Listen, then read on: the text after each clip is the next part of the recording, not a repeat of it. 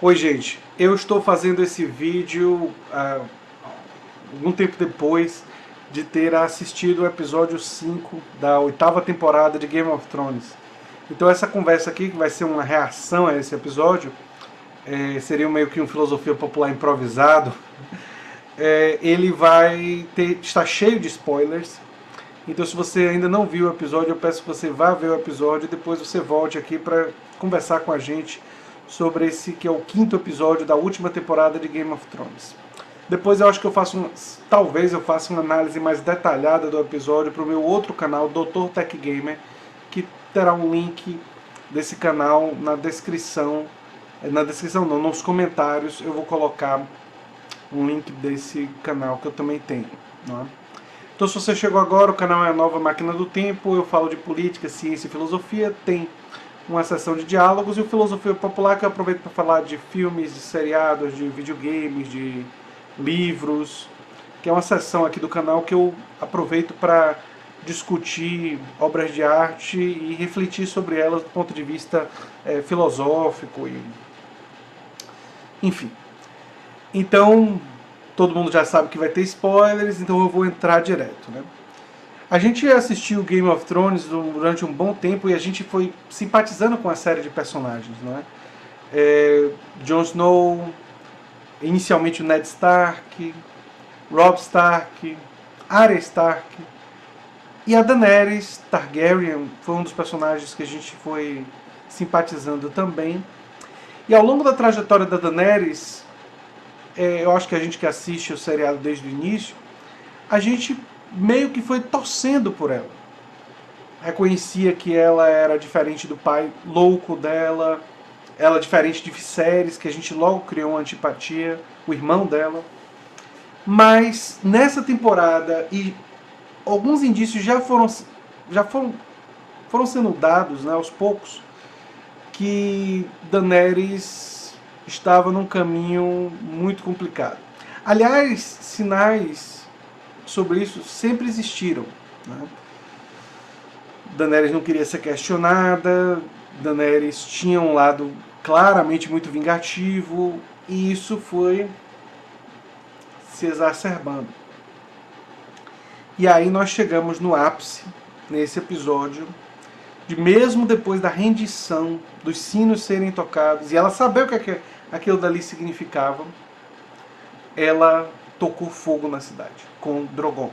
Quer dizer, usou Drogon para tocar fogo em Porto Real, destruir a cidade, matar milhares de pessoas. E foi a atitude dela que fez, por exemplo, com que Verme Cinzento, Grey Worm, não é? Atacasse o exército que estava, o resto do exército que estava já rendido, e provocasse um outro massacre, né? Que era completamente desnecessário. E depois dessa atitude, que é uma atitude absolutamente tirânica, e que alguns vão querer dizer que ela enlouqueceu, que é a loucura da família Targaryen, mas me pareceu mais a vingança pelo ódio que ela estava de ter perdido 2 dos dragões dela. Era raiva. Era raiva de, naquele momento, ser temida e não ser amada. Era inveja em relação a Jon Snow, porque Jon Snow é amado. E por isso que ela está com tanta raiva dele. Um dos motivos centrais que ela está com tanta raiva de Jon Snow, além dele estar rejeitando ela, porque agora ele sabe que ela é a tia dele, né? É justamente essa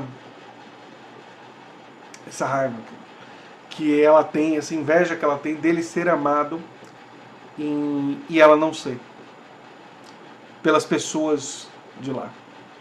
E ela não é amada pelas pessoas de lá porque ela ainda não tinha feito nada para merecer. Quando ela ajudou em Winterfell, ela estava começando a construir uma trajetória de respeito e de consideração. Mas era só um começo. E o pior é que ela acabou confirmando todas as piores perspectivas que Sansa e que a Arya tinham. E quando Sansa e Arya mostraram desconfiança, ainda não existiam motivos. Então a gente não estava do lado de Arya e de Sansa.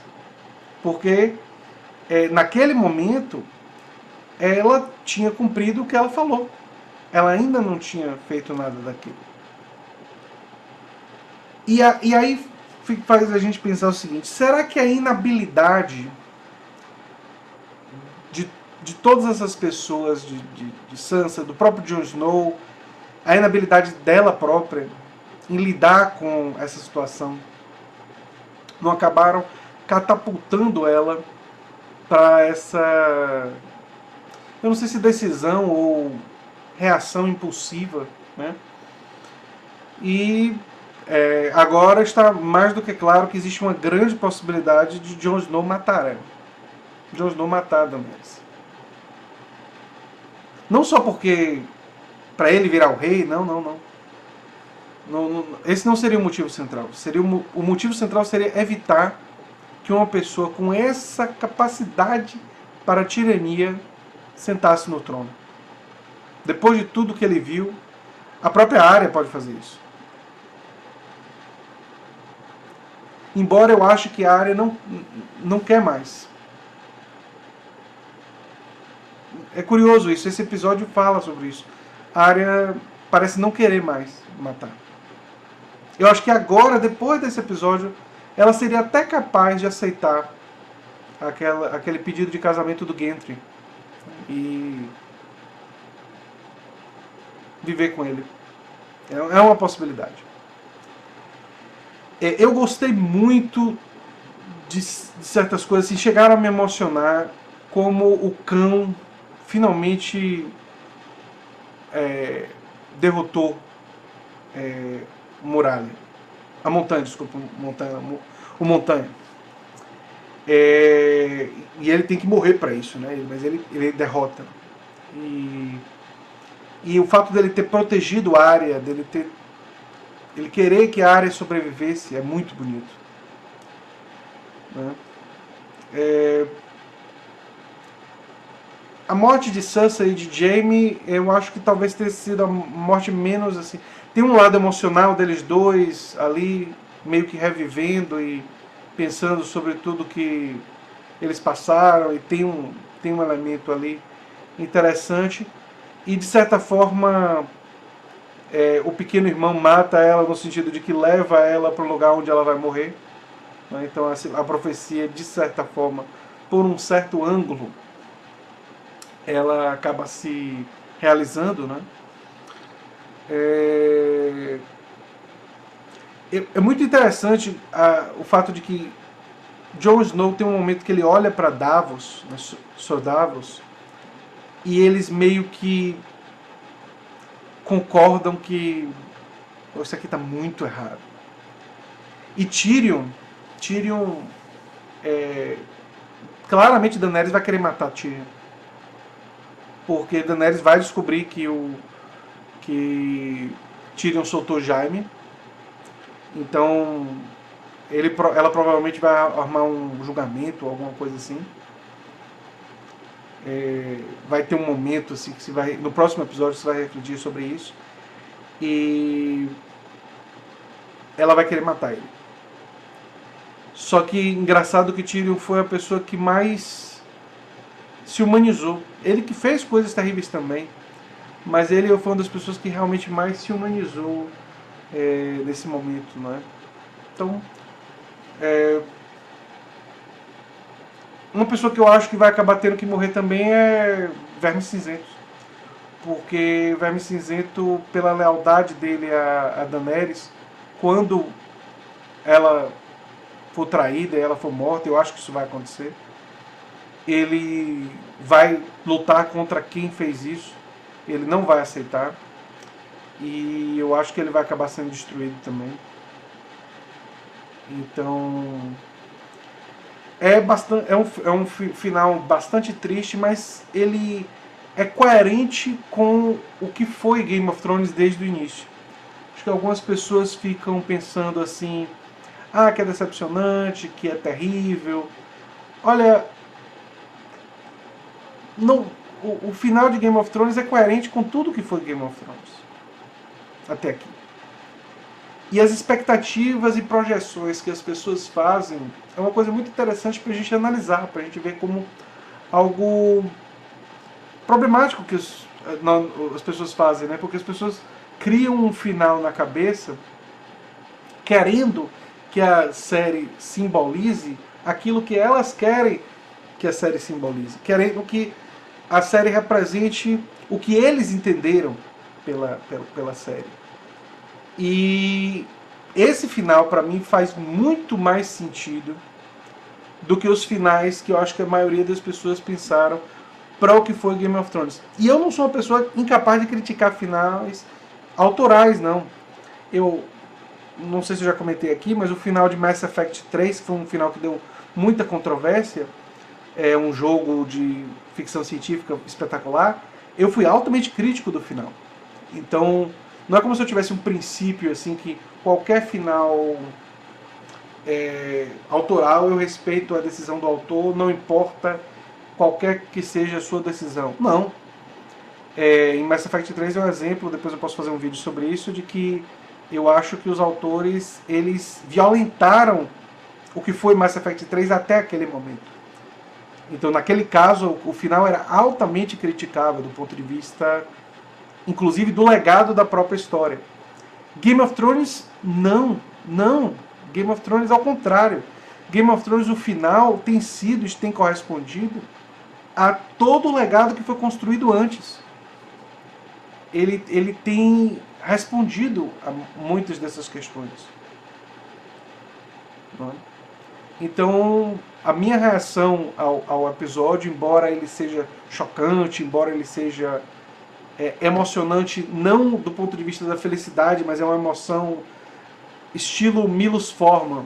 Quem assiste os filmes de Milos Forman, quem assistiu Um Estranho no Ninho, quem assistiu aquele filme Homem na Lua, Man on the Moon, né, o título em inglês, eu não sei se o título em português é exatamente assim. Mas os filmes do Milos Forman, eles combinam um certo elemento assim, de satisfação por você ver certas coisas finalmente acontecerem, mas ao mesmo tempo uma tristeza muito profunda. Ele mistura as emoções e com isso ganha mais potencialidade nas emoções. E embora eu não ache que esse episódio necessariamente chegou no nível do filme do Milos Forman, que eu acho que ainda não chegou, a minha opinião, mas tá na mesma categoria, tá no mesmo tipo de...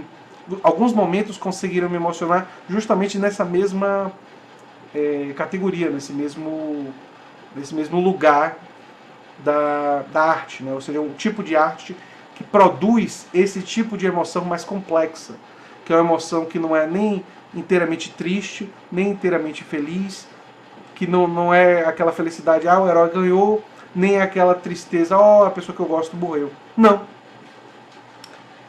Produz um conjunto de emoções mais complexas e contraditórias e refletem mais um pouco do que é viver. Durante a vida tem momentos que a gente está puramente feliz, tem momentos que a gente está puramente triste, e existem momentos contraditórios, momentos em que a gente sente às vezes as duas emoções ou múltiplas emoções ainda mais complexas, mais difíceis de serem descritas simultaneamente.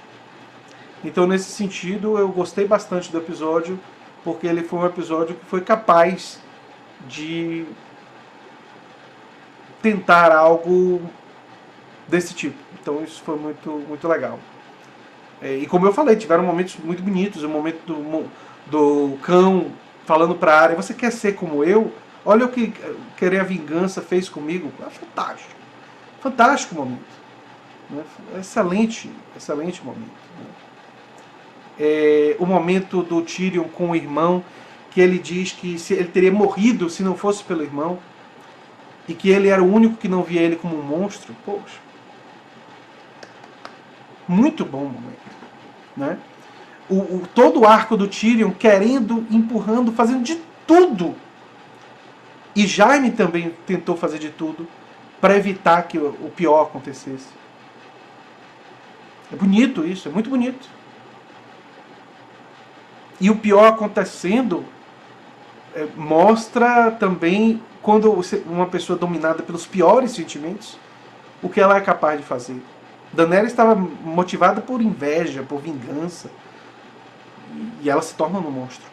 Ela, que é linda, se torna um monstro. E Tyrion, que era visto como um monstro, por ser um anão, se transforma no herói. No herói que não vai ser reconhecido como herói. Porque o heroísmo dele não deu certo. Por causa dela.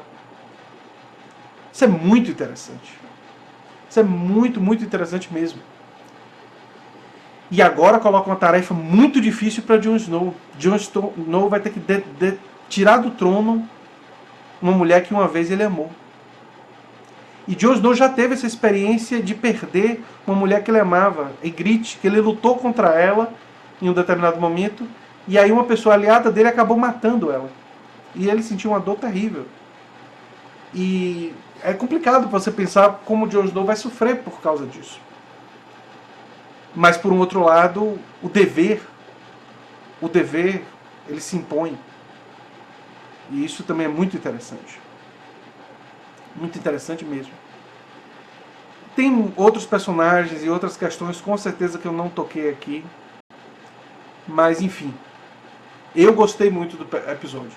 E eu sei que a internet vai odiar, e vai dizer que foi horrível, e vai dizer que foi uma enorme decepção, e vai dizer todas essas coisas. Mas eu acho que vocês sabem, a internet e o pensamento de massa coletiva que às vezes vem na internet, nem sempre eles estão certos. Né? Então, e nem sempre é uma questão tão simples. Bom ou ruim, certo ou errado. Enfim, fica a reflexão. Se vocês gostam do que eu faço aqui no canal A Nova Máquina do Tempo, se inscrevam, dêem um like, compartilhem. Se quiserem nos ajudar, tem links do Apoia-se no comentário destacado. E é isso aí, gente. Um abração e até o próximo vídeo. Eu sei que eu estava meio desarrumado e todas essas coisas, mas eu queria fazer esse vídeo aqui para vocês na madrugada, na calada da noite. Um abração e até o próximo vídeo. Tchau, tchau.